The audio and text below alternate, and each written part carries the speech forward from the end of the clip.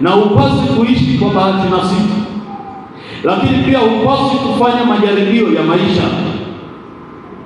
Hebu nenda kafanya majaribio ya kujinyonga au kafanya majaribio ya kunywa sumu.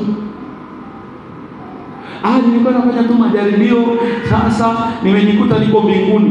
Ndio tayari hivyo maisha yameisha. Nilikuwa nafanya tu majaribio ya kukaa katikati nione kama gari litanigonga, tayari nimekugonga sasa. Haupo, miguu haipo, unairudisha. Haya maisha huishi kwa majaribio. Ukiishi umeishi. Dakika moja ikipita imepita.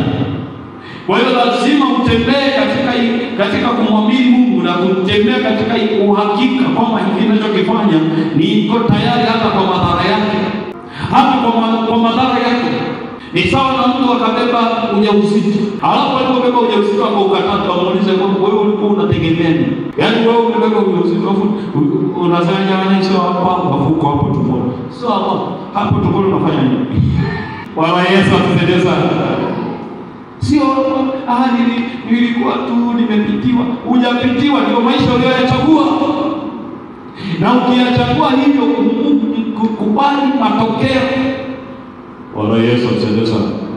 Na ukishakubali matokeo, Mungu atakupa neema ya kuweza kutembea katika huo wakati. Ipo tu neema iko pale na kungoja wewe ukubali hayo matokeo.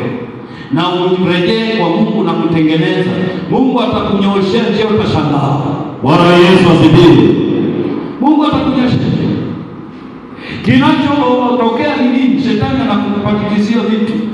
Sasa ndio umeshakosea kosa kubwa sana. Yaani wewe umekosea sana. Kosa kubwa sana. Huyo mtoto nenda kamue kosa la pili. Nenda katoe, sikutoa mimba sikuo.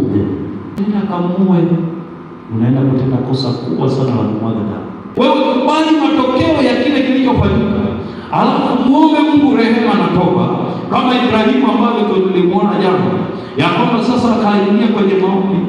Sasa ikiwezekana huyu Ishmaeli akaongea, huyu kuna baraka zake nitampa.